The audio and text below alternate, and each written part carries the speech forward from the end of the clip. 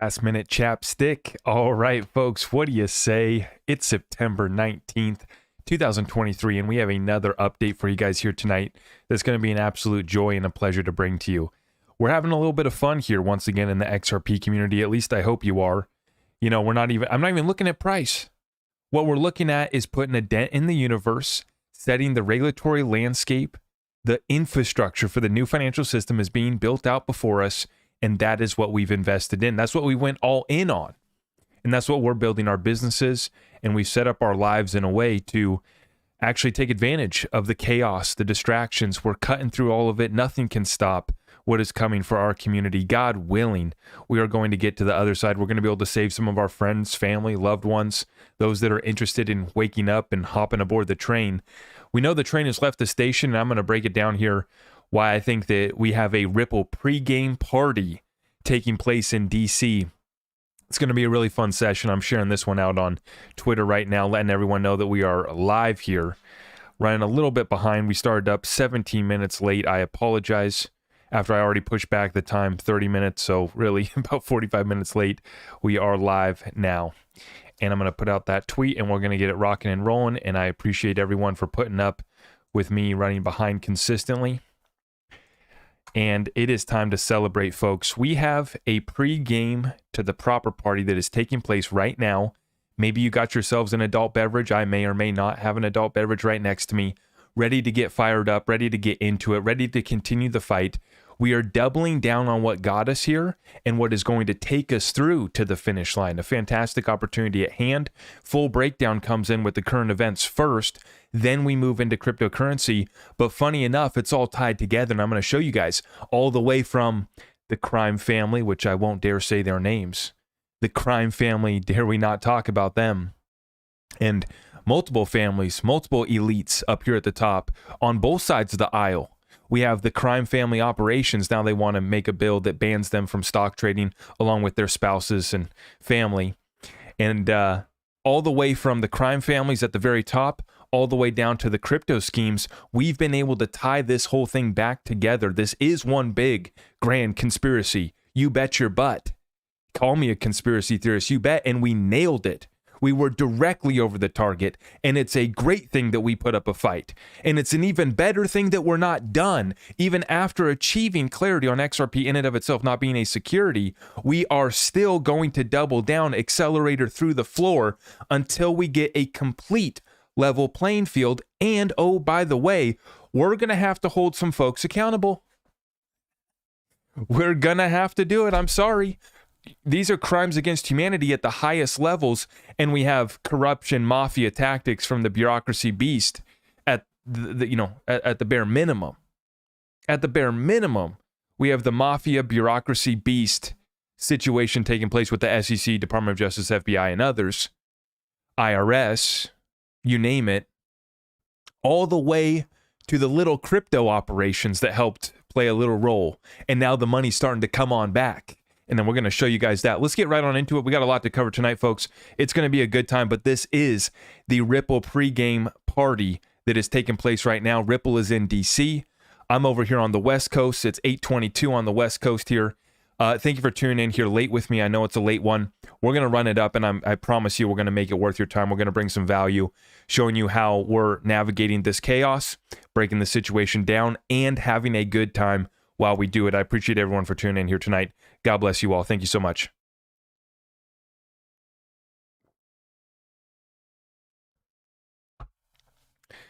Let's get this party started. Right now, we got the cryptocurrency market back up 27,153. Let me refresh that. 181, 153. We're bouncing right above 27,000 for Bitcoin, 1,600 for Ethereum, and XRP back above 51 cents. Good. Little action. But what did we warn about? We are about to come into that next daily candle right here. And that would be the September 20th daily candle coming in here. Let's see if my prediction comes in that we got a bull trap rally leading up to this Fed decision. Everyone thinks that the Fed is going to pause. Jerome Powell, Daddy Powell's going to ease up on us. And that's going to be the fatal mistake. And I think that we are going to see a correction back down to the downside. So let's be clear. If you need chips on the sideline to make another move into crypto, that's fine. Today, I just went to my silver guy. I picked up some more silver myself. Tremendous deal. And the conversation that I had with him was even more interesting. We talked about timelines. He said basically the gold end game, from what he's hearing, a lot of the folks that were, in the game back during the last run up, is that basically the gold end game kind of comes to fruition by 2028. And I was actually in a rush, so I didn't get an incredibly long time to talk with him. But it's funny, how you meet people in the streets nowadays, and obviously he's a gold guy, and so these gold bugs, we're a little crazy, right? And right away, right now out in the open, it's almost like you can just pick up on somebody's vibration, whether or not they're tapped in completely. And I just went down the list with him, kind of on politics, on the timeline, on the markets, on supply for gold and silver. And he said supply's good right now. We have the typical summer slowdown, August and July. He said basically after 4th of July, it dies down, July, August, and then into September. But he said it's actually starting to pick up once again here now. And so we're going to be watching this closely. Silver's at $23 an ounce. Gold right there above 1900, still below 2000, but starting to break out in other markets. And for me, like I said, just navigating this market with the understanding that they're going to keep on faking us out.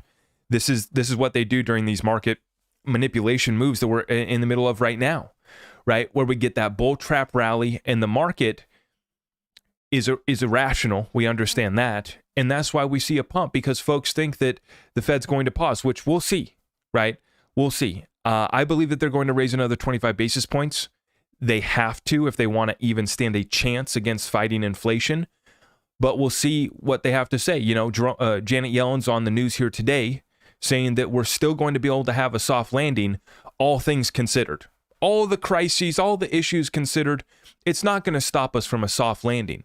And I think this is going to be one of the greatest setups for the American people, bringing us into a global recession. Folks aren't ready for it. And in the Bitcoin crypto trading space, if you don't have a serious plan, strategy, and program, you are going to get cleaned out. I've only missed one time trading since August of last year, shorting Bitcoin, because I've been calling these bull trap rallies time after time again. And does it excite me? Okay, I make a little trade, I make a little money. That's fantastic. But what I am excited for is what you are waiting for, which is what we're about to get. Regulations, level playing field, and we roll into a new financial system. My gold guy today was saying that he thinks gold's on the way to 50K. And he thinks that silver's going to be at 1,000. Because I told him, I said, we were just having a candid conversation, right? And I just said, well, if silver goes to $100 over the next 5 to 10 years and I can hand this down to my children, teach them a little lesson about sound money, that would be a joy. And he said, oh, no, we're going to do a lot more. And obviously, this is a gold and silver dealer. So, my guy might have a little tiny bias. But it was interesting because he's right in line with me on all the other geopolitical current events and chaos within this country. And we basically came to consensus that it's just chaos and they're setting it on fire for the next year here in the United States. And the market can run up. They want the market to look as good as possible for the election. But all hell's breaking loose as we speak right now if you look and understand the real data. The beautiful thing that is happening right now for them is they get to cover up their corruption with everything else that's taking place, with the UFOs, with the aliens found in Mexico, or whatever that deal was. And they get to cover up the corruption that we're exposing on a daily basis, and it's unbelievable. Not only are we getting little drips every day of the truth bombs dropping in the mainstream media of having to admit, oh, gee, what happened here? It's a flood of truth that's now hitting the mainstream, and they don't know what to do with it. They can't stop it. It's overwhelming. And we have free speech platforms here like Twitter, which have allowed us to just accelerate that drip, that flood of truth coming to the masses. And it's really incredible to see. They're using all of these chaos, the distractions, the aliens, to distract from the corruption and the crimes all the way up to that crime family. Peter Schiff commenting, why did the Biden crime family go to all the trouble of setting up over 20 shell companies to launder tens of millions in bribes when the Justice Department doesn't even care about their crimes? Back then, even Joe Biden didn't realize just how corrupt the U.S. government is. And so Peter Schiff basically saying, why even set up all the 20 different shell companies? They were never going to go after you anyways. They're in on it. This is all one big club, and we ain't in it. And Sam Bankman-Fried's father apparently was. He was unhappy about his salary, and he threatened little Sammy boy that he was going to involve his mommy. Sam Bankman-Fried's father was unhappy with his salary at FTX US, so he emailed Sam Bankman-Fried asking for more money, and then pulled the "I'm telling your mother" dad move and looped Sam Bankman-Fried's mom into the email thread. This is out of a movie, and they're going to be making Netflix documentaries about this for years to come. This is unbelievable. And when you look at this, folks, it's incredible. His employment agreement with FTX was detailing a $200,000 salary. Bankman complained to FTX that he was receiving gross pay of only $16,000 per month from FTX US, when he was supposed to be getting $1 million per year starting in December. So that would be a bit more than $80,000 per month gross. Bankman promptly brought his discontent to Bankman-Fried's attention, emailing his son, quote, "Gee, Sam, I don't know what to say here. This is the first I have heard of the $200,000 a year salary. Putting Barbara on this." Are you kidding me, folks? In other words, Bankman lobbied his son to massively increase his own salary. He wanted $1 million. Sammy boy, don't make me put Barbara in on this. Sam Bankman-Fried seems like the guy, you know, he was still living in his parents' basement, and then he got involved with creating the money laundering operation that funded hundreds of millions of dollars to the U.S. government, and just fell on into that. Oh, wait, no, his parents are the elites that were connected to it the whole time, and John Deaton summarizes it so well right here. He says, "I'll say out loud what everyone else is thinking. The apple doesn't fall far from the tree. Sam Bankman-Fried's parents are scumbags, just like their son, full stop." How about that from John Deaton? God bless him. The fact that they haven't yet been indicted proves a two-tier justice system exists for the politically connected. The only way I would give Sam Bankman-Fried 50 years in prison instead of 60 is if he rats on his parents. And I've been telling you guys, I think that Sammy boy is singing he is ratting on everyone, not just his parents. He's ratting on everybody in the crypto space. It was a game to these guys trading against each other.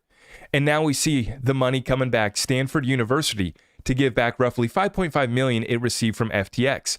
He was ready to buy off DC. Talk about throwing a pregame. He wasn't throwing just a pregame. He was throwing the real deal party in DC. $5 million for you, $5 million for you. He was like Oprah showing up, tossing out the money that he had been moving through his money laundering operation. It's straight out of a movie. And like I said, it's all the way from the little crypto operations. They were funneling up as much as they could up to DC and up to the crime family at large.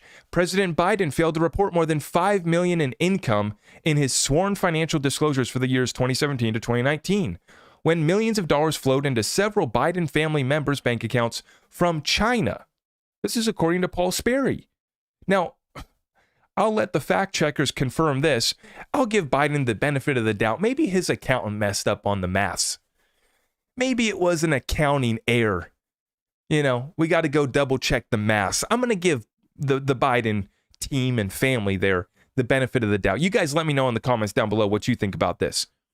Reporting failing to report 5 million. Failing to report 5 million. Meanwhile, they want to, hire 87,000 new IRS agents to make sure they can target all you. And they're going to stick the AI programs on this so that anytime you even think about spending over $600 cash or whatever, they're going to report to you, you're going to be in their system. Absolutely. Absolutely.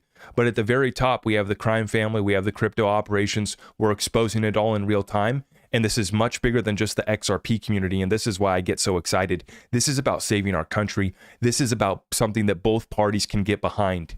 This is BS. I'm a frustrated American. There's tens of millions, and I would maybe even over 100 million. I would say we have a majority, and it's time to not be a silent majority. It's time to speak out. It's time to grab a red folder, grab a blue folder. Doesn't matter who you believe in or what you love or what your program is.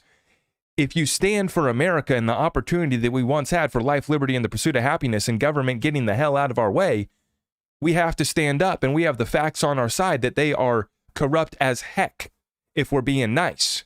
Crimes against humanity, and may God help us strike down this evil at worst. And you know what I know about, and I know what you guys know about, and you know what I can't talk about here on this platform. That's what we're up against. This little paying this off and failing to pay $5 million, that's nothing. That's not what we're interested in. There's a lot worse where that comes from.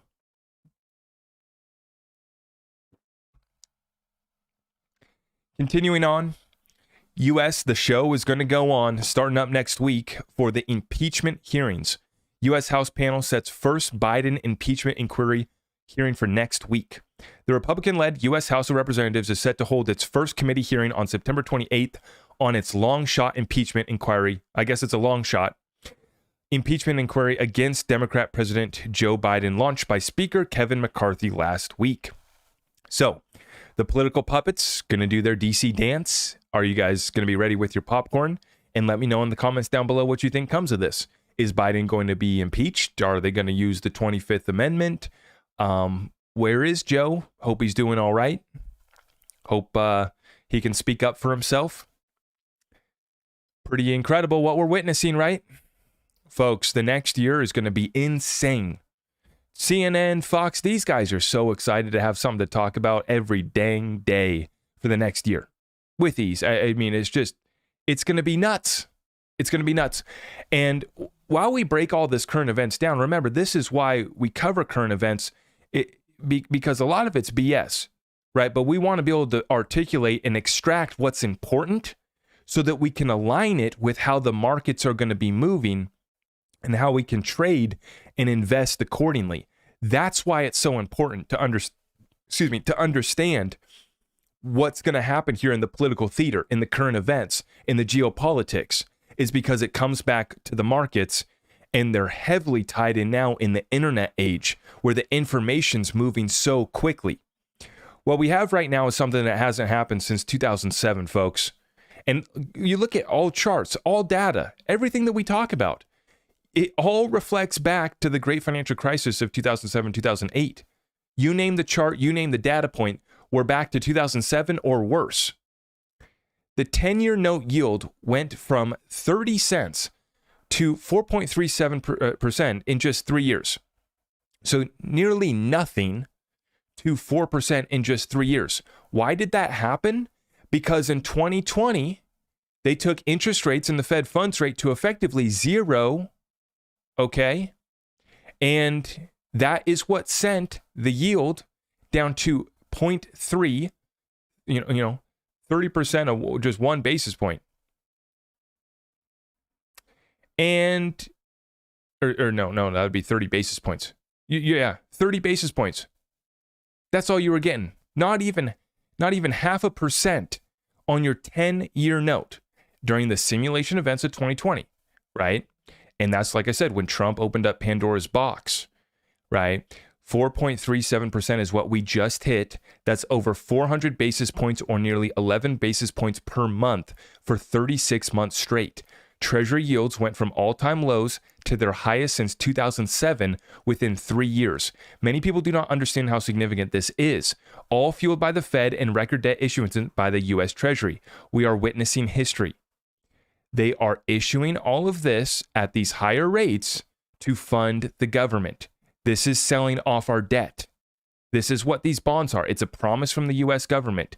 Do you believe that the U.S. government is going to pay you, return on your money, 10-year bond, and we're going to give you a 4.36% return? Risk-free.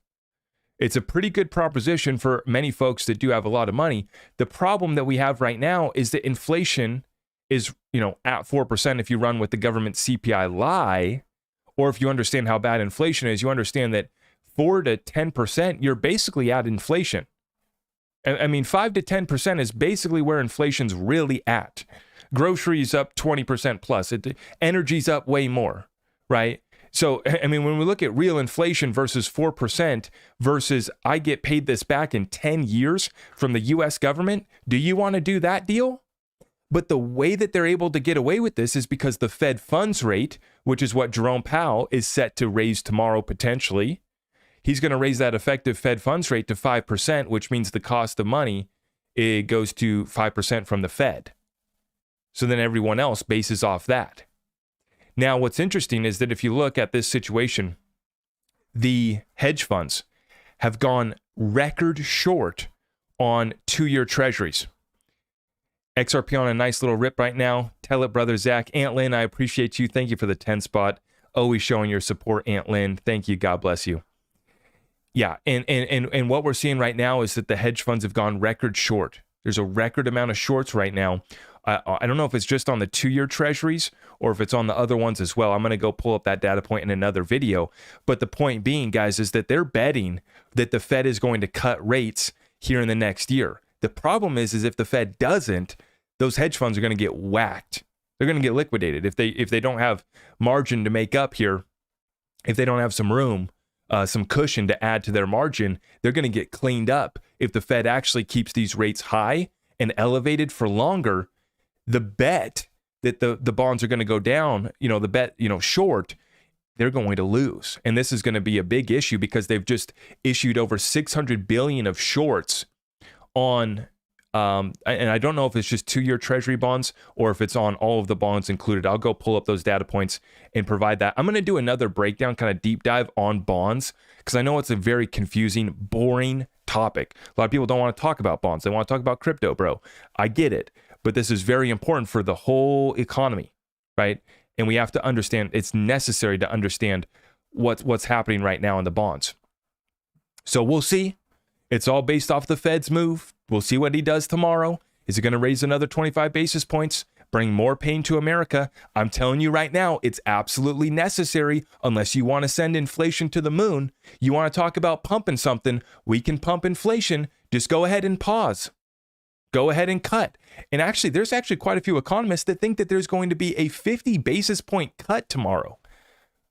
What are you talking about? That would be unbelievable. There's no way. No way. Now, the move is coming. That's the bet they're making. That's why they have a record amount of shorts, is because they're betting that the Fed is going to pivot later this year or next year. So it's going to be very interesting to see what the Fed actually does. Are they going to play politics and make sure the economy achieves a nice soft landing and kind of be papered over and cushioned and massaged for the American people as we roll into an election cycle? Or are they just going to say, screw it? We want to maintain some credibility. We want to kind of be respected on the world stage here. We got to do this. This is necessary. I still don't think it'll be enough. Raising by 25 basis points is not enough, right? But we'll see. We'll see. I'll update you guys tomorrow. We'll be doing another live tomorrow night too, so I'll be able to update where we're at on that situation. But let's continue on, folks. From Gold Telegraph, we have mining legend Frank Gustra commenting on the U.S. dollar. Quote, "You got to think about these new mechanisms for settlement on trade, and that's where I think it's going to be chipping away at the value of the dollar. 100%. Countries globally are starting to trade using their local currencies. This is very important to members of BRICS. As they develop their central bank digital currencies, they are also accumulating gold. This is what transformation looks like. And so what you have is folks are using a currency, a reserve currency gets used for a store of value, and it gets used for settlement. The more and more people that have alternatives to use for settlement, well, now we look at, well, what other alternatives do we have for store of value? Excuse me. And what we've started, right, is the end of the U.S. dollar's experience as we know it. And as I said in my other video, the only way that America is able to save its dollar is it is going to have to back it by some sort of gold. Maybe we could use some XRP. I think the XRP would be fantastic to add to the Treasury's balance sheet. And then the other option, the other caveat, asterisk that I have to add on this, which is very unfortunate, is that the United States could just try to enforce their will through the end of a barrel of a gun, which has been a preferred method for us for decades, for better or for worse. And as an American, I pray for peace.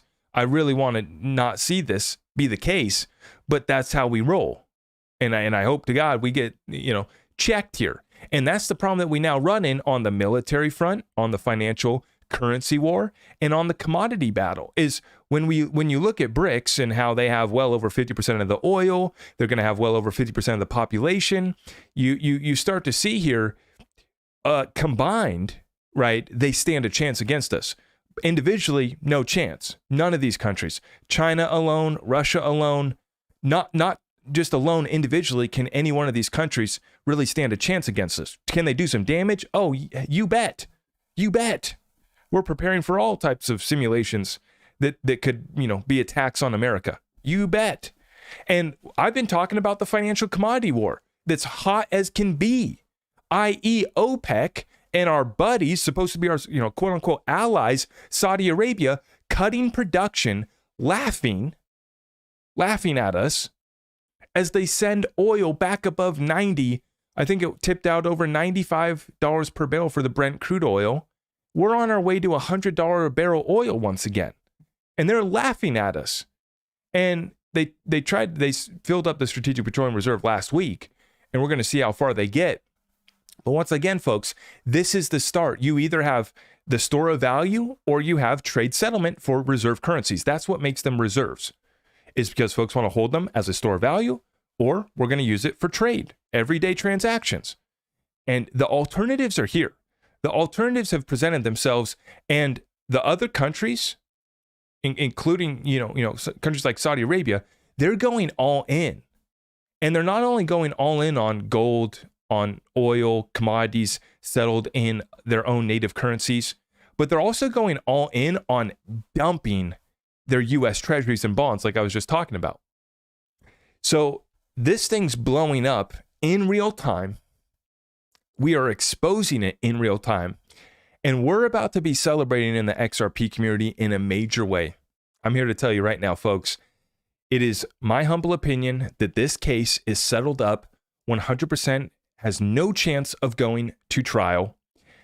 We caught them all on so much, but when it comes to this little XRP Ripple versus SEC story, we caught them all in the Ethereum free pass. It's getting exposed in real time. We have whistleblowers. We've already collected so much evidence and data, and the vibe that I'm getting right now from Team Ripple is that it's time to turn up. It's time to have ourselves a good time, and now we are ready to take the lead. It's not only a victory. It's not only clarity. No. It's about saving America from the front. That's the position that Brad and Ripple is about to step into, and what is confirmed by these guys showing up in DC right now. Now, I want to have a little bit of fun first. I'm going to show you guys some of the memes that are being made right now in the XRP community based off of this picture of Brad and Stuart Alderati. I wanted to show you a couple of these memes that are coming in because these are pretty funny. We got a meme here, Brad and Stu, and then here in the background in the tower, we got Gary Gensler just watching from above, probably shedding a little tear. And then we have this one from Mr. Huber with Brad Garlinghouse and Stu with Joseph Lubin in the back scratching his elbow. You gotta love it. You gotta love it. And then we have this one from John Deaton. He says, "This is the only time I've given unsolicited advice, or any advice for that matter, to Ripple's CEO and general counsel. Since you were sued only days before Christmas, I suggest you make this picture a postcard that reads, 'Don't blame us,' and send it to Clayton, Hinman, and Gensler this Christmas." How about that? Make that into a Christmas card and let's send it to Clayton, Hinman, and Gensler. You gotta love it, folks. And it all comes back to this picture here today, along with the picture in front of the Supreme Court, along with the picture of their team in front of Congress. And they are meeting with Congress politicians right now to discuss the crypto bills. And so this is what I'm talking about. They are being called in to take the lead, to guide our politicians on how to do this thing the proper way. And in my opinion, this case is all but done and ready to be announced, right? It's all done, just waiting to be announced at any time. Is it going to be September? I don't know. I would love to. I would love to take 100 XRP from Daniel, my little casino coin bet. That's a little fun. It's done. It's done, folks. You can't show up like Brad and Stuart Alderati in the position that they're in, and they want to IPO. You think that if they had any concerns about their case or about maybe we should, we got to get permission to IPO, maybe we should be nice. No. Let's go in front of the SEC. Let's take a nice little picture, and let's claim the victory. And it's time to turn up. And we're going to turn up and have a great time. I'm not going to be able to make it to New York, unfortunately. I really wish I could. I'm sad. But please, turn up for me. Celebrate. The good guys and gals are winning, okay? And I think that we're going to have quite a bit to celebrate come September 29th. I have a funny feeling. I've had that funny feeling all month. And here we are. Brad said in Vegas, this is what it goes back to for me. He said in Vegas, I was in that room. I'll never forget it. I will never forget it. He thanked the XRP army, and that hit home for me. Because you know how much crap we take for being a cult, being the XRP army crazies, and we were called lunatic whack jobs for talking about this corruption in the grand Ethereum free pass conspiracy. We were called Looney Tune whack jobs, shut down our platform, do all the crap that we took. But Brad specifically thanked us. And just the fact that he showed up there alone. And then, like I said, after we got the ruling from Judge Torres, who did he go talk to before he went to any CNBC, any interviews? He showed up for a Twitter space with the XRP community. That is the leader of this company. That is the leader of the XRP community. We can talk about how decentralized the XRP ledger is. That's fantastic. I'll tell you right now that Brad Garlinghouse is the leader. The only other person that's up there would be David Schwartz. And there's a few other guys that Arthur Brito in the shadows. I get that. But when we talk about the king, the leader right now, it's without a doubt Brad Garlinghouse. And this man decides to show up with the community. With us guys like me that are just a Joe Blow off the street. But we got behind something. And he specifically thanked the XRP army. And I'll never forget the words, when we win this thing, we're going to have ourselves a proper party. What have we won so far? We've won clarity for XRP not being a security. But Ripple, quote unquote, lost on institutional sales, right? And the SEC's filed for interlocutory appeal for your programmatic and sales by the individuals, right? So we've taken a loss, and maybe we're going to have an appeal on what was a victory. Judge Torres ruled that the programmatic sales and the sales by the individuals did not constitute an investment contract securities offering. So we did win on that. It's already being appealed. But they didn't appeal the status of XRP in and of itself not being a security. So we won on that, but has Ripple won the case? No. And so that's why I found it so interesting. As soon as they announced this party, alarm bells started going off. Spidey sense started going off. Do I get a little hyped about XRP and Ripple? You bet you I do. You bet. Do I overhype it? Some criticize me of that. Maybe. We'll see how it plays out historically.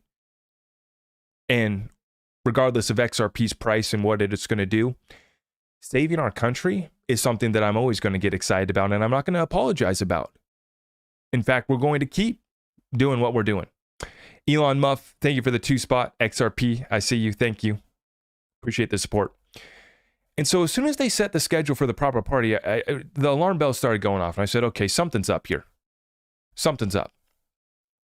And I see we're at the 33-minute mark. We just hit 33 trillion in debt. Truly unbelievable. Thank you for coming in on this update, guys. I'm going to be here for a while, so feel free to start dropping your comments and questions down below. Let's hang out, do a little Q&A. We're going to have ourselves... This is the pregame to the proper party. I'm going to be there in spirit in New York. And as soon as he said that, I just thought, wow, okay, something's going on. And then when you look at what the timeline, kind of what just expired over the last week, right? We have the Jewish New Year, and we just finished a Jubilee year. 2021 to 2022 was a Shemitah year. There's a 7-year cycle that goes back all the way to the biblical times. Very interesting stuff when you look into it. I'm not going to explain it here. 7-year cycle on that that we completed 2021 to 2022. We knew that we were going to be going through kind of a historical reset. This moment was perfectly aligned. Then you also come up on a 50-year Jubilee cycle, It's actually 49, and then the 50th year is the Jubilee year. And that's what we just experienced, 2022 to 2023. So we had Rosh Hashanah over the past weekend was Rosh Hashanah, and then the highest, holiest days, Yom Kippur, is about to be coming up here on the 25th. And I say all that to just say that if you go back and look at this cycle, I mean, 2008, great financial crisis, 2007 to 2008, Shemitah year, 2001, 22 years ago when we had the events of 9/11, Shemitah year, you go back, crash at 80. I mean, you just go back. This is biblical for whatever reason. And we've been putting all this together, all these inputs into our great equation, our great thesis of where are we at in this timeline? We're going to look back at this moment 50 years from now and go, okay, this was when the last great reset occurred. And 50 years from now, maybe we'll be resetting again, But when you go back and you look, 1971, that's when Nixon took us off the gold standard. That's when we made friends with the kingdom. Now you see us 50 years later, the kingdom's turning away from us. The kingdom's laughing at us. And the kingdom's dumping our treasury bonds at the fastest pace in over a decade. And so the party's up for the United States. We're going to see how much they can paper over, massage this situation as we go in through the election cycle, right? But the beautiful thing for me, like I said, is that even amidst all of this chaos, distraction, and XRP's only at 51 cents. And we're pumping right now. The markets are pumping back up again. As I expected, we're going to pump up into Fed Powell's decision. And then I think that we will roll over after he raises another 25 basis points. And then markets come back to grips with what's actually going to happen. But with that being said, all the price action aside and all that, for me, I'm feeling the passion again. And I'm probably, you can probably feel it too out there.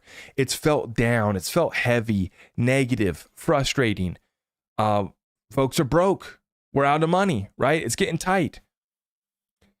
I got the passion back again, right? As soon as this Ethereum whistleblower started to sing on Twitter over the weekend, I got excited again. Right. And I was already getting excited here this September with the proper party, getting kind of a funny feeling. And then all of a sudden we got the whistleblower coming out and he's calling out the SEC, Department of Justice, FBI, talking about getting thrown in a van, giving a list of all the crypto top players, seeing what he has on them, trying to get him to rat on all of the top crypto players. And it's something out of a movie. Meanwhile, right, we got Sam Bankman-Fried's operation and scheme getting exposed. Meanwhile, we got all of them getting exposed up to the very top, the crime family, the supposed commander-in-chief, I guess, getting completely exposed. And this is why I've said that it's always bigger than just XRP. Folks thought that this little red folder was about just a XRP 50K buyback. It wasn't even just about XRP. This is about saving our country. This is about, we have a 3-letter agency in the SEC that we've exposed. We have incredible evidence against the FBI. The Department of Justice has shown that there's a 2-tier justice system, i.e. Sam Bankman-Fried's parents haven't been indicted yet, even though they received tens of millions of dollars of the victim's money, and nothing's going to happen to them. This 2-tier justice system have proven itself time and time again. But God forbid you got a little side hustle and you make an extra $5,000 this year and you don't pay taxes on selling your knickknacks online. We're going to shut you down. You sold too many, you sold knickknacks, your little side hustle, you made $5,000 and you didn't report it. We got 87,000 new IRS agents on top of AI algorithms that's just going to find all of it. And it was funny. I was in the bank earlier this week, and you guys will appreciate this story. By the way, thank you for tuning in, guys. If you haven't already, please smash that thumbs up for me, and I hope you're enjoying this pregame party. We're going to be turning up for the rest of September. I'm telling you right now, folks. It's going to be all the way to New York. I wish I could be there.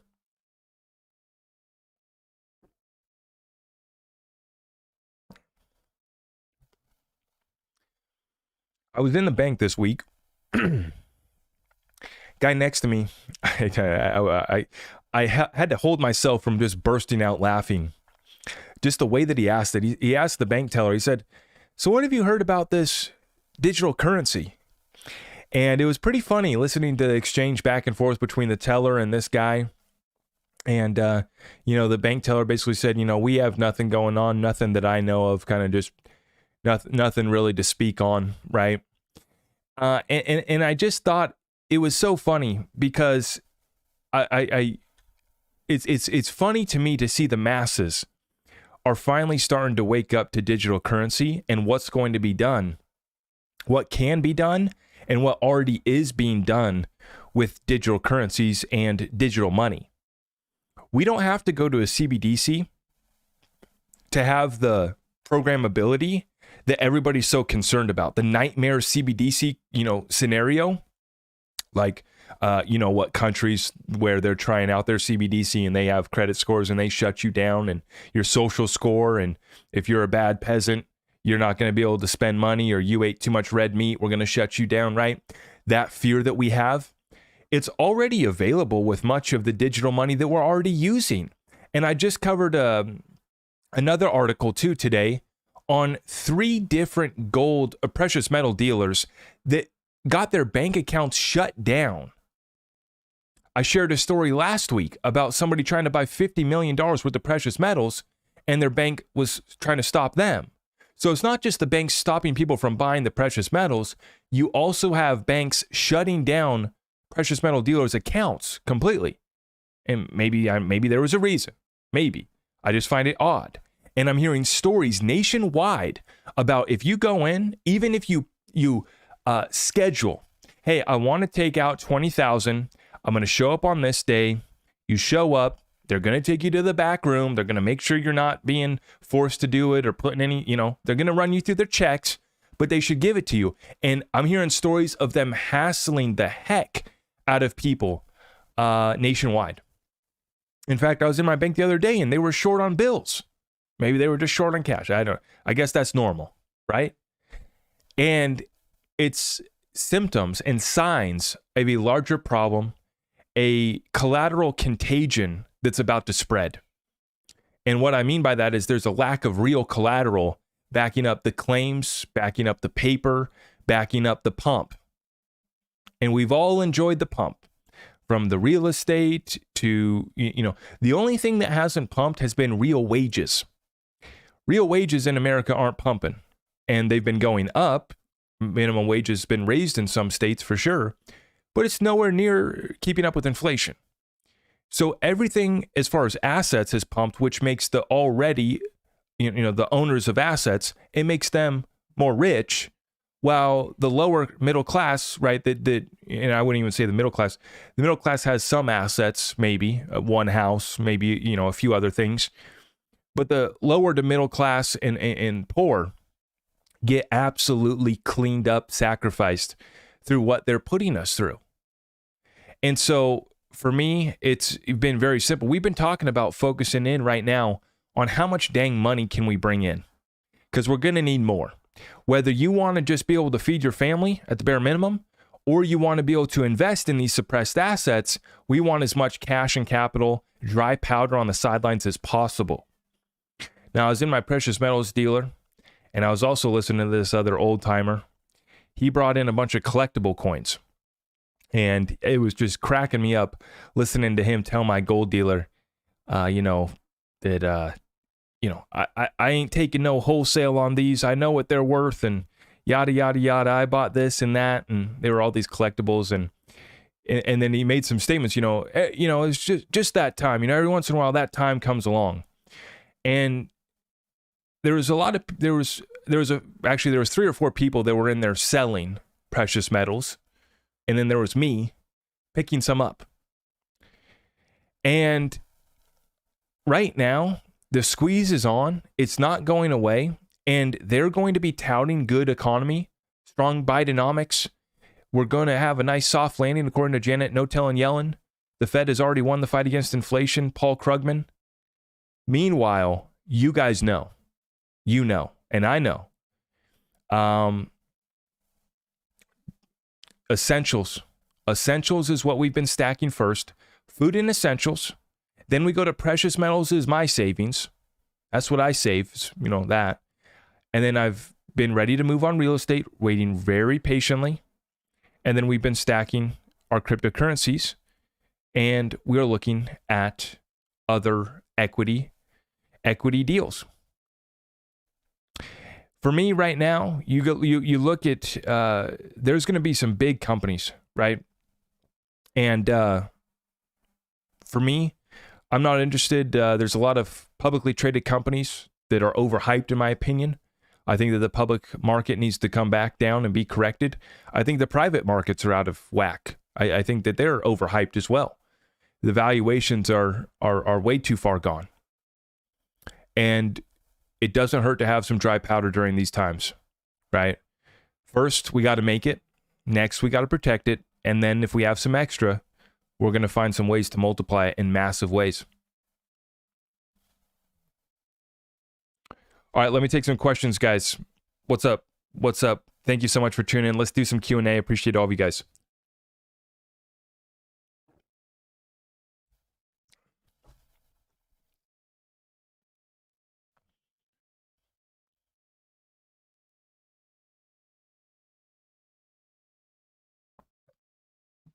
What do you guys let me know down below? Do you think that this thing's settled up? In my opinion, this deal's already done. I've always thought that this deal was done before the case was even filed. You know, Ripple was already in DC. Brad and the team were already in DC. Now here we are back in DC. The case isn't technically over yet. You guys let me know in the comments down below if this case is settled up in your opinion. Let's get right on into it, guys. What are we working with?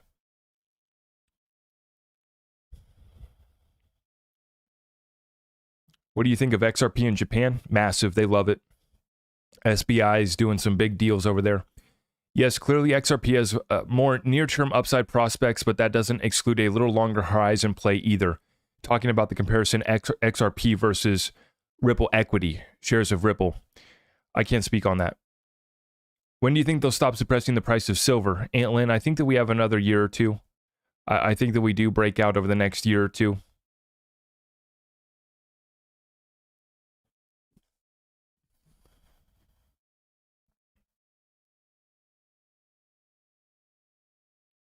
I'll be at the proper party in my moon suit.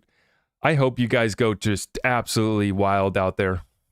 Hope you guys stay safe, but I hope you guys have a fantastic time. I have a good feeling you guys are going to have some reason to party out there. We already do, guys. We already do. And I wish I could be there. I'll be there in spirit.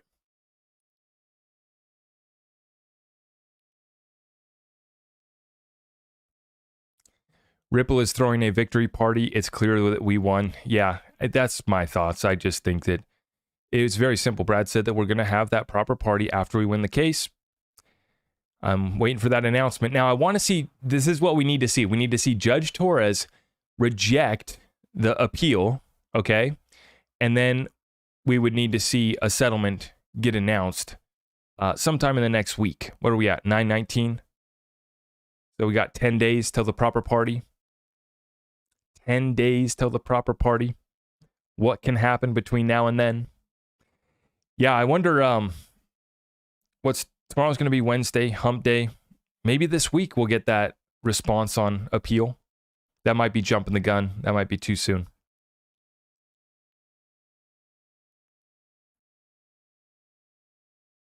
What's your first sell target? That's a good question. For me, I'm looking at the $5 to $10 range, what we're doing up in there.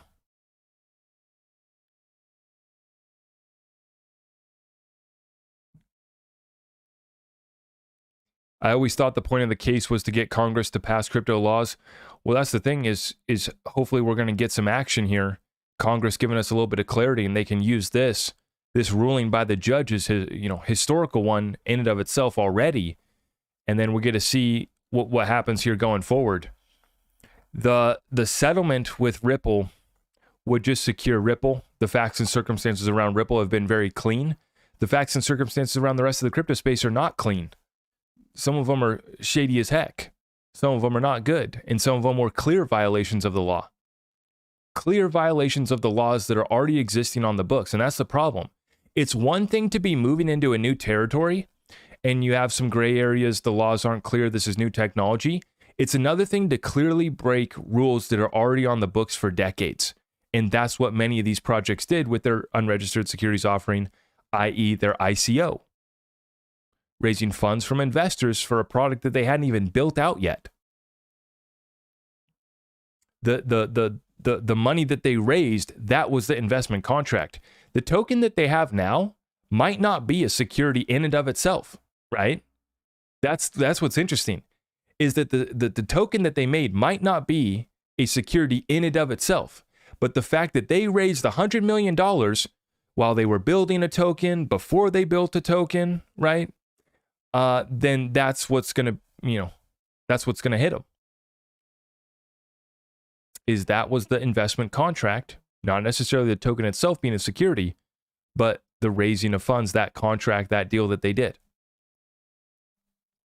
And there's thousands of projects that did that.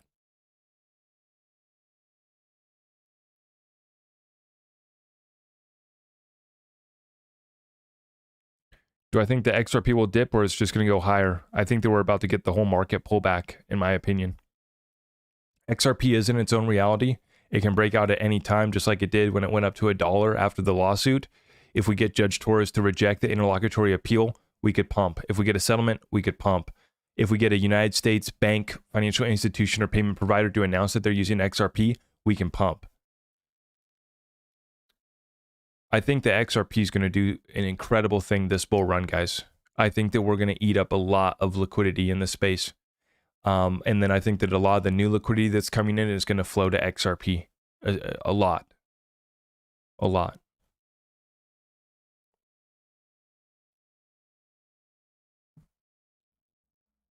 Come and party in Australia. Andrew, I appreciate that. I've never been down there, to the land down under. Might have to make it down there one of these days. Dry powder on duty for 30 to 20 cents. Yeah, I don't know. We got big support at 42 cents. We could easily go down there from these levels. That could be done very easily. There's just so much still to be cleaned up in the crypto space, and that's what worries me. That's why I'm not doing laser eyes, O-face, clickbait. The next bull run has begun. The next bull run has not begun. In fact, we're not even close to beginning for any other digital assets other than ones that have, a strong thesis behind them, like an XRP. Only digital asset with clarity in the United States. That also adds to the equation. While the rest of the crypto space, folks are leaving. I saw a pretty well-known influencer from TikTok. He put out a tweet today saying he feels like he should cash out of crypto completely, other than keeping 10 to 15% in Chainlink and Bitcoin, just to have a little 10 to 15% in that, but getting out and getting into cash and metals. I thought, man, and this guy, I've never heard him talk about precious metals in the past. I don't know him to be into precious metals at all. But I'm just thinking, man, but he's always been a real one, calling out the BS, calling out the market manipulation. Not just being a bull. He's more of a bear. A guy, he gets called a bear just because he's willing to call it the BS, which is like me too. It's not that I'm excited that we're going to get faked out by this bull trap rally and come back down. It's just there is money to be made. I'm not trading this market right now because I don't trust any of these exchanges and I don't trust any of the stablecoins. And that was the point that he made. He said, I feel like these stablecoins are about to go bust. So other than holding Bitcoin, and he's a Chainlink guy, he's a Link Marine. God bless him. I feel the sentiment 100%. I would just add, why not hold the only digital asset with clarity, XRP? Pretty clear to me, right? The Bitcoin plan, that program's not working out. Not interesting to me. But yeah, it might make it. Might do all right. Probably will.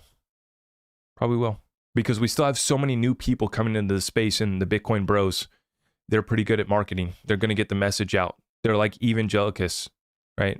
They're going to spread their message. They're like the Mormons going door to door. That's the Bitcoin bros. Same thing.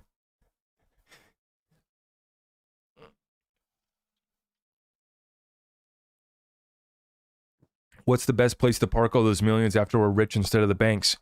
Well, you have to ask yourself, what do you know? Do you know real estate? Do you know businesses? You want to put it in bonds and take out a promise with the United States government that they're going to pay you back in 10 years, a 4% return? Highest level that bonds have gone to since 2007. Still not interesting to me. Still not a deal that I'm willing to do. I'm not going to sit down across the table from the devil. Never. Never. And I understand why a lot of people, and the short term gets interesting. I get it. You can preserve wealth, and it's not about return. So that's a different ball game, though. When you're in billions, when you're in, tens of millions of dollars, even into millions, right? And I think even for a lot of us too, with just, six figures or even 50 grand, how do you protect it? Right? At least with the bonds, you'll be close to inflation at a 4% return. I'm going to go look at the 2-year, actually. I'm going to go look at some of these right now.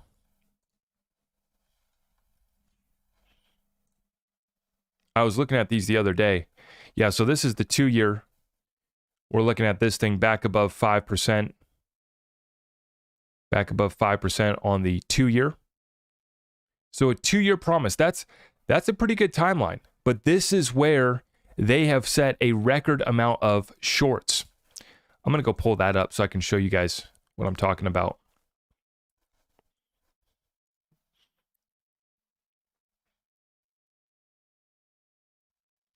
From Geneva Roach Dector. Good morning, everyone. Hedge funds shorting 2-year treasuries futures hit a record high. So it is 2-year. It's just on the 2-year. You have a record $600 billion worth of shorts on the 2-year treasury. 3 regulators have sounded the alarm. If the market goes the wrong way, these highly leveraged trades could force hedge funds to pull out quickly, causing a real mess in the bond market. In total, hedge funds hold a $600 billion short position against the $25 trillion U.S. Treasury market, created using contracts to bet on the future price of the asset. So that sounds to me like it's on the total $25 trillion U.S. Treasury market. That's not just on the 2-year. My apologies. Understanding the bond market's still new to me, so I'm still learning. But $25 trillion of the total U.S. Treasury market, $600 billion short position is a record, and this is concerning.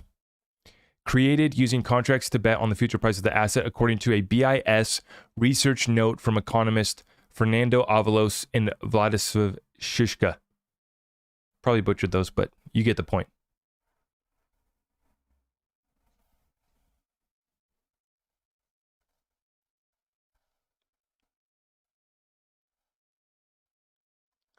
What we have here is hedge funds and asset managers are in opposite camps.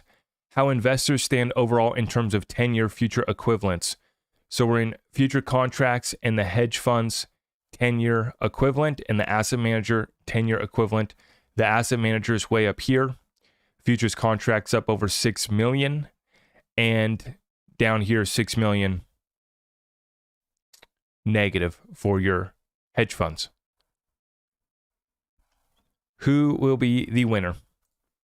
And this is why, when you look at a real estate deal right now and folks are talking about a 6 cap, folks are talking about a 7 cap, right? Why would I go take on and just try to make 5, 6, 7% when I have to take on a significant amount of risk when I could just park it in a U.S. Treasury and make 5% risk-free? Right? This bond market makes us go bust.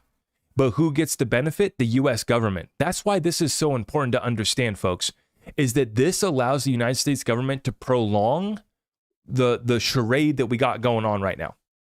As long as they can convince people, as long as they can convince some doofus morons across the country here, or for that point across the world, to still buy our bonds, right? Then they can keep this thing funded. They don't have to tap back in and print new money, right? They're issuing new debt, and that's how they're funding it. And so as long as this facade can go on, but the problem is I think it's up, and that's why you have Saudi Arabia dropping their holdings at the fastest pace in over a decade. China, same thing. All these other countries have dropped all of their U.S. Treasury bonds.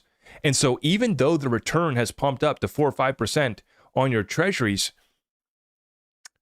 you still have countries that are dropping these things completely. You have folks like me that have no interest in doing a deal with the devil, i.e. a 2-year treasury, a 10-year treasury. I'm sorry. Our government's about to shut down at the end of this month, by the way. I forgot to cover that in tonight's update. That's right. And of course, it's going to be political theater. They'll probably, play around, do the DC dance, settle up, and kick the can on down the road, right? But apparently, we're going to be out of money, which I don't even understand, because I'm going to have to go do another deep dive on that, right? It's unbelievable. It's unbelievable. How can we be running out of money? We have no limit on the debt ceiling. I guess we ran out of the cash on hand, right? And this is quite a setup, folks. I wish, like Casper, that we had a way to stake XRP. I'm not sure I'm going to do the AMM at first. No, that's what's coming, guys. Most of the stuff that's already been created is not sound. It's not sustainable anyways. And I'm putting out the warning that what comes to the AMM, the XRP ledger liquidity pools, some of that's not going to be safe either. So we got to watch out here. But it's all coming. The AMMs, the DeFi, it's all coming in a major way. And in fact, the AMM is already live. It's live today on the Orchestra Finance testnet. Through Orchestra Finance, they got the testnet going right now. It's live as we speak. So the devs are playing with the AMM as we speak. I don't know how to do that. That's way above my pay grade.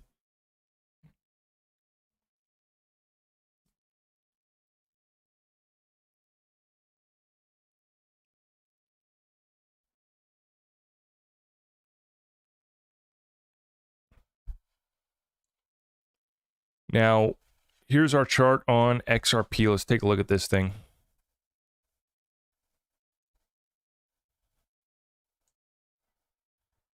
This thing went nuts. It's so funny. Here's your daily chart going back through earlier this year, right? We were just chopping sideways. We've been chopping sideways at 50 cents. We finally get that massive breakout and we achieve the, 90 cent level. And then we work our way all the way back down here. I never thought that we would be here, but XRP is breaking out right now. It looks like since we started this stream, let me readjust this chart and I'll bring it back for you guys. It looks like since we started this stream, actually, XRP and the broader crypto markets have been pumping.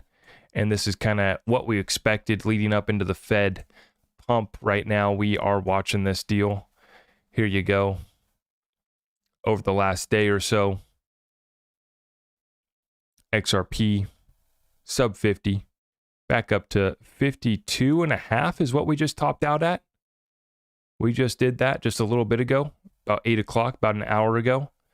So right as we got started, we started to pump. We're going to be watching it closely if we can continue pumping into tomorrow's Fed decision. Okay. Here's your Bitcoin. Bitcoin's going down. Bitcoin going down here. Interesting. Bitcoin back down to 27,000. Bitcoin is moving back down. XRP back up. Love to see it. In fact, gosh, if you look at this, basically XRP is the only one up. 2.67% on the day. Everything else is sideways or down. Toncoin, what the heck? Where did this thing come from? Have you guys ever heard of it? Why is this coin in the 9 spot? Ton? Is this a joke on Tron? What is going on here? Toncoin.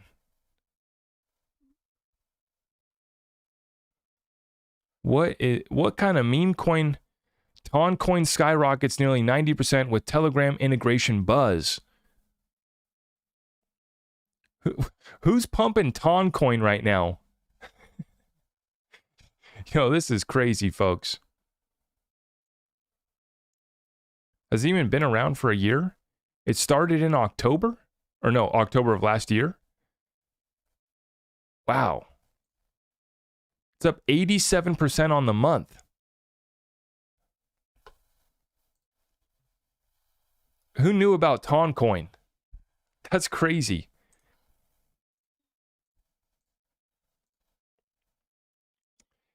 We got Cardano at the 7 spot. It's sideways. Everything else is just sideways. Toncoin coming out of nowhere. You look at all the top cryptos. You got a couple up there, 2.5%. Chainlink. You also have Polygon up 2%. XRP up more than that. Everything else in the top 50 here is just moving sideways. XDC up 4.5%. How about that one? XDC making a move. Did I miss another super chat, by the way? I apologize if I did.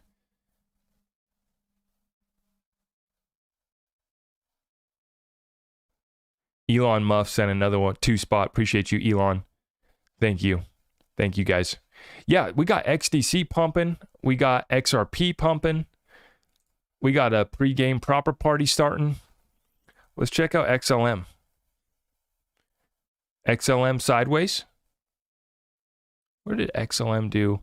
Right, leading up into their great announcement. What was that, September 10th? Yeah. Or was that the 12th? Maybe it was the 12th. And then that's when it dumped right after that. That little pump into their big announcement, which was, what is his name? Idris Elba, or the celebrity movie guy. That was a joke. New website and a little celebrity partnership. Stellar trying to keep up, not happening. Go back to XRP. XRP pumping. 2.5% on the day.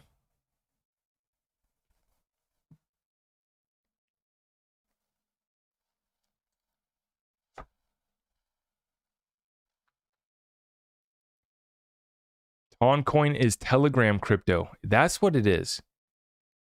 And it's been around since last year? That's interesting.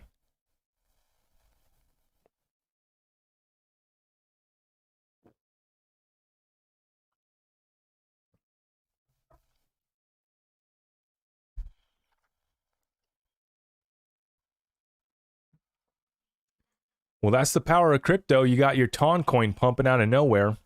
The whole market, though, basically had a little bit of excitement leading up into this Fed decision day.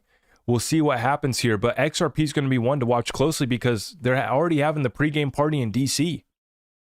And you guys let me know, am I overhyping this? Am I crazy? How the hell does Brad and Stuart Alderati go flex and kind of taunt the SEC in the middle of a lawsuit? How do they get called into Congress, right, to talk about crypto bills and legislation when they're getting sued by the department right down the road, right around the corner? How is that possible? And I'll tell you how it is. It's called All the World's a Stage. This case is about to be over. They knew they never had a case. They just had to stall up and give their buddies a little bit of time. That was all they could do. They've been caught in their corruption in the meantime, and now we get to expose them all unless they do settle this up. And I hope that the American people, not just the XRP community, but the American people pick up on this, and we ask, and not just ask, demand accountability for this corruption. Even if Ripple settles up, right? We have clarity on XRP, Ripple settles up, we still need to hold these folks accountable. We're not done, right? And so we got to continue putting up a fight here. The exciting thing for me, folks, is that this just cannot happen. It cannot happen for a serious company that's trying to IPO, a serious company that's in the middle of a lawsuit. You cannot go in front of that building and do that unless you've won, unless you've settled up, unless it's time to throw a party and turn the hell up. So, guys, for those of you going to New York, I hope you guys all have a fantastic time. I will be there in spirit. Okay? Oh, man. I wish I could be there. I grabbed some XDC today. Yeah, I picked up some silver today. Hadn't made any move here in a couple weeks. And, I've been waiting to buy this dip on silver. I'll pull up the charts on that. Pull up the charts on silver. It's actually pretty interesting. Looking at silver right here. Watching these levels, anything sub 25, anything sub 30 sounds like a good time to me. I went in today and I only got charged $1.50 over spot, so I paid $24.50 per ounce. Smoking deal. And then, we've just been watching this thing chop sideways. Okay. We got that breakout earlier this year up to $30, 26. Okay. That was good to see. But, silver holding strong, not expecting any major breakout here for, like I said, at least another year or two on precious metals is my timeline. Same thing taking place here with gold. You have to consider, though, that we've already got a breakout in the Shanghai futures over there in the East. They're already back at these levels in US dollar equivalent. So while we're at 1930 because the United States is trading off of a paper price, right? The CFDs, commercial CFDs on gold, US 1 ounce here, 1930. Meanwhile, over there in the East, you got gold trading at over $2,000 per ounce. That's right. And it's because that market out East is more heavily correlated with the physical demand, not the paper manipulated markets like it is over here in the United States. I also wanted to show you guys this. We did get the numbers. The Home Builder Confidence Index did fall, okay? So the median forecast was 49.5, previous was 50. We were talking about this one. It's already started to roll over, but we had a little bit of a recovery this year because we had such a lack of supply. But now we got the numbers in, and it actually was down to 45. Now we also saw we had a miss on housing starts, but we do see that permits are up, okay? But actual housing starts down from the forecast and the expectations, and also down from the previous. Now, tomorrow, and by the time that most of you folks are listening to this, it might already be tomorrow, but we're at 9:30 on the West Coast at the time of this recording as I speak. The Fed interest rate decision and Fed Chair Jerome Powell speaking is what we get tomorrow, Wednesday, September 20th. You guys on the East Coast of the United States are already in the September 20th date as we speak. We're also going to get jobless claims, Fed manufacturing survey, U.S. current account deficit, leading economic indicators, and another one that I'm going to be watching for is our existing home sales. Another real estate data point that's going to be interesting. We get Fed speakers. Got about, what do we got? Four Fed speakers on Friday as well to wrap that up. So now next week we get the GDP revision. So we'll see what they actually revise our GDP from Q2. If it gets revised back down, that's going to be interesting to watch. That's going to be very interesting to see that. So it's going to be a massive month here to finish off. September is going to be a big one, folks, here to finish off. And I think that settlements on the table. We got, another Fed decision coming tomorrow. Markets are going to be very volatile. I have my chips on the sidelines. I believe that this is a bull trap rally. While I maintain that thesis short term, nobody's more bullish long term. Nobody's more excited about this thing being done, settled up, just waiting for it to get announced. And so in the meantime, what we have to do is focus on what we can control. That's going to be our businesses. That's going to be our investments. What moves are we making right now to ride out a storm? We got winter coming. We got chaos coming. We got false flag events coming. What's your plan? What kind of preparations? What kind of essentials? How deep does your bag go when it comes to feeding the family?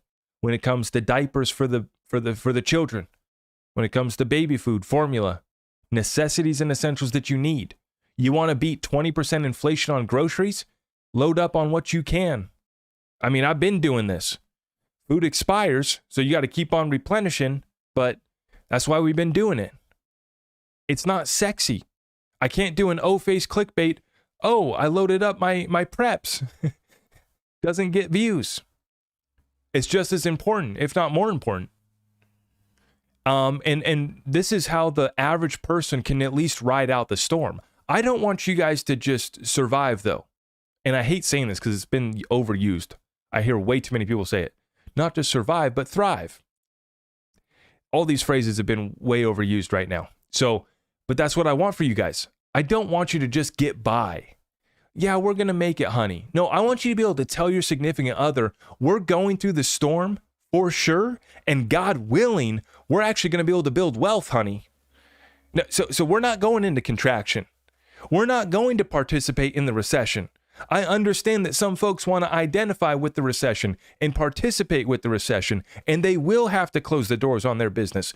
We've put ourselves in a different position. We worked our butts off to do that, to get ourselves in this position with these abilities and resources, and we continue to hammer down on what relationships can we build out next. That's the next big commodity you're going to want to take a look at. After we take care of our household, we make sure we got income. Relationships can be free to build. It doesn't cost any capital. You don't have an extra $1,000? That's not stopping you from building out some relationships, right? We gotta roll right now, and we're gonna turn up. We're gonna turn up in New York. I can't wait for you guys. I can't wait to see all the videos, all the pictures. But the fight's not over. Fight's not over. By the way, guys, we're running a special for the Patreon Discord membership. For those of you that are looking to get tapped in with our community, like-minded individuals, we can talk about all of our investments, talk about deals in a much more candid setting. It's a beautiful place. We got a lot of value that's going to be added over there. We're running a special, though. If you sign up for a year annual membership, you can save 13% on your membership. So take advantage of that offer while we're running it, and get tapped in with us. I just dropped 2 exclusive updates in the last 2 weeks. We also do our weekly calls every weekend. And so you can get tapped in. You can ask me questions live. You can direct message me. You don't have to worry about all these scammers trying to message you. You can just message me directly. By the way, I will never message you about trading. I don't have any bots to sell you. I don't have any trading course to sell you. I'm not going to trade for you ever. And so I really don't even respond to DMs. I only... In the public platform, the only one I use is Twitter for responding to DMs. And the only reason why I will respond is if you got good research. My DMs are too flooded, but when I come across some good research, when I come across a good question, I will take that to the show. I will take that to the research in the program. Other than that, I cannot message you, and I really throw that out there because there's so many scammers. If I said, hey, you guys, message me on Facebook, message me on Instagram, message me on Twitter, message me on TikTok. We got full-time teams blocking, reporting scammers. They're just relentless. It's almost dang near impossible, especially with the new AI and the bots. It's insane. So we're not going to message you. We're not going to reach out to, that's not me that you're talking to, okay? If you want to talk to me, that's why we have our group. That's our safe space. And we've worked very hard to make that our safe space for our community, where not only are we protected from the scammers and all the frauds and all this and that, but we also can talk about all of our ideas freely. We can talk about our deals freely, And I'm going to be working over this fall and winter on creating a lot more educational content for our group too. We're going to be talking about due diligence on deals, adding to the business development program. And like I said, right now, if you want to take advantage of the special that we're running, it's 13% off your annual membership. And one last final plug, it would just be with the precious metals. I picked up my silver today, just like I told you guys about. Whether my gold guy's right about gold going to 50K, I just see it as a savings account and a way to protect our wealth, right? I'm not going to guarantee anything, and I'm not here to give you financial advice. I'm not here to tell you whether you should buy gold or silver or not. I just found reputable sources to get you guys hooked up. That's all I wanted for my community. Somebody that we can trust to hook up my community, because I know folks are looking for the ability to get metals shipped directly to you. And I know you guys got your 401k, your retirement account. Should you roll over your entire 401 retirement savings to gold and silver? Probably not. I'm not here to give you financial advice, but probably not. I wouldn't, right? But I did want to be able to partner up with someone who could get the 401ks and retirement accounts rolled over as well. So when you go to my website and when you hit the gold links, it'll just say simply, do you want the metal shipped directly to you, or do you want to roll over 401k retirement? Just let us know which one, and we'll get you taken care of with our reputable partners and affiliates. Thank you. All right, guys, if you have any other further questions, you guys can reach out at my website or shoot me a message on Twitter. Make sure you guys follow me over there. We just surpassed 25,000 on Twitter. And I think that by tomorrow we should be surpassing 70,000 here on the YouTube platform as well. So if you haven't already, please subscribe, hit that notification bell. We're just going to keep on giving you guys some of the best content when it comes to current events, cryptocurrency, and actually taking advantage of the greatest transfer of wealth in world history. It's been an absolute pleasure tonight. Let's continue the party going for the rest of this month, and let's see what Ripple has to announce. I have a funny feeling we might have a settlement in the cards. Whether it's this month, whether it's next month, whether it's sometime in the next year, I would 100% bet everything that I got that that settlement's going to be announced and that there is no way they are going to allow us to call witnesses to the stand. And when I say us, I mean Ripple, Brad, and Chris calling witnesses to the stand, and that would be juicy. That would make for some good television. You would have tens of thousands, hundreds of thousands of XRP community members tuning into that court hearing.